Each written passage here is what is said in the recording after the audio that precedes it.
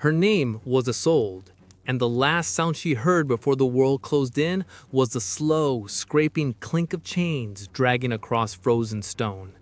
That sound, metal, whispering against the floor like something alive, would follow her into legend. It was a sound they used to remind a woman exactly how powerless she was meant to feel. They said she'd poisoned her husband. They said she dishonored the home. They said her crime made her less than human. But in truth, no one cared whether she was guilty. In a world built on the myth of female obedience, accusation alone was enough, and the chain's cold rattle became the only truth that mattered. Tonight, they marched her toward the square, and waiting for her at the center was the wheel. A towering wooden frame, taller than any man, its spokes stretching outward like the ribs of some ancient predator. Villagers gathered around it with the same expressionless hunger they carried to church. Mothers held their daughters close, not out of love, but fear that the slightest misstep could put them on that wheel next. As Isolde was forced onto the planks, arms and legs stretched wide, the chains clattered again. A small sound, almost harmless, yet it echoed like a prophecy. Because once a woman was tied to that device, the world no longer saw a person, only an example. And this is the paradox that defined the breaking wheel. It was not designed to kill quickly. It was engineered to teach, to warn, to shape society through terror. In this investigation, we uncover three things: how the wheel turned torture into ritual, why women were disproportionately fed to it, and the chilling truth behind how long some of them remained conscious. The chains are already moving. Let's begin. The wheel was never just a machine. It was a message carved into timber and iron, and the first part of that message was always announced by the same thing: the clink of chains tightening as the executioner stepped forward. That faint rattle cut through the murmuring crowd, freezing every whisper. It signaled that the lesson was about to begin. The mechanism itself looked deceptively simple: a wooden wheel large enough to resemble a ship's helm, reinforced with iron bands along its rim.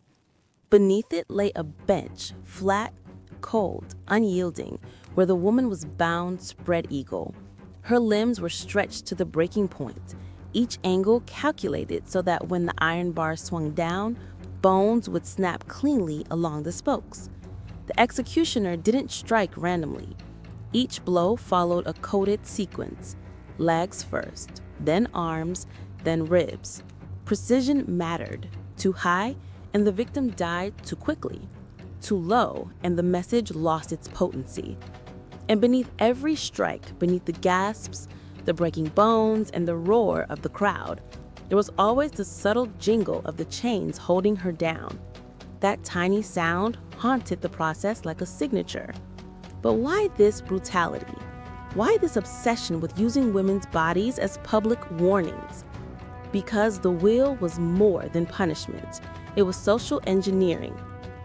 A state-sponsored performance designed to terrify wives, mothers, daughters into obedience. If a woman was accused of poisoning, infanticide, even simply violating family honor, the wheel made her into a living billboard of fear. Authorities believed that the slow destruction of one body could reinforce the stability of an entire community. Religious courts framed it as purification. Secular courts justified it as deterrence. But beneath all the legal language lurked the same primal impulse: control. And this is exactly why channels like this one exist, to drag these forgotten truths back into the light. If you want more deep-cut dark history like this, make sure you subscribe, because the stories ahead only get darker. As the executioner raised the iron bar, the chains trembled again. That was the moment every woman in the crowd understood. This could be them. And that was the point. Section 3. What happened after the wheel was worse than the breaking itself, because once the iron bar fell silent, once the crowd drifted back to their chores and prayers, the woman was left there, suspended between life and death. And through every hour that followed, the clink of chains echoed in the wind as the wheel slowly rotated with her weight, reminding her that even gravity had joined in her punishment. This was the part officials never described in their records, the long, merciless waiting. Some women survived the initial blows, not minutes, hours, sometimes days. Their limbs, twisted around the spokes, left them unable to scream, but perfectly capable of consciousness. And from that vantage point, high above the ground, they saw everything. Villagers passing beneath them, children staring up in frozen terror, priests pretending to not hear their faint breathing. The world moved, and the woman remained trapped in a broken spiral, alive enough to witness her own erasure. Then came the moment no one expected, the moment that turned the wheel from torture into legend. Because animals were not afraid of the device. They did not see taboo. They did not see sin. They only smelled blood. First came the insects, then the stray dogs, but the most feared visitors were the crows. The chains jingled softly each time the victim shifted, drawing the black shapes closer. And that was the hidden truth of the wheel. It outsourced part of the execution to nature itself. Authorities called it divine judgment. Villagers called it justice. But what it truly was abandonment disguised as law. And yet, in some rare cases, something extraordinary happened. Women survived long enough to speak. Their murmured words, half delirium, half defiance, were carried by children who slipped close enough to listen. I did nothing. Tell them I am still alive. Tell them I was not what they say. Those fragile breaths spread through markets, taverns, washing yards. Quiet gossip became uneasy doubt. Doubt became fear of authority. And that fear, ironically, was the one thing the wheel was not designed to produce. Because the wheel relied on certainty, that women deserved this, that the system was flawless, that the chains always clinked for good reason. But now those same chains whispered another possibility. What if she was innocent? By the time authorities realized the murmurs were spreading, it was already too late. The wheel, once their proud symbol of righteous order, had begun to fracture their illusion of control. Because every whisper, every rumor of an innocent woman left to die on its spokes carried the same haunting detail. Villagers could still hear the clink of chains long after her voice had faded. A tiny sound, but one that cut deeper than any iron bar. History likes to pretend that cruelty is primitive, that we've evolved past it. But the truth is far less comforting. The wheel was not born from bloodlust alone. It was born from fear. Fear of women who stepped outside their assigned role. Fear of mothers who chose differently. Fear of wives who refused to obey. And when societies are afraid, they build their most brutal devices. The question is, have we dismantled those devices or merely repainted them?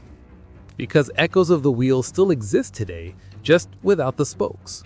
Public shaming, character assassination, legal systems tilted against women who report abuse.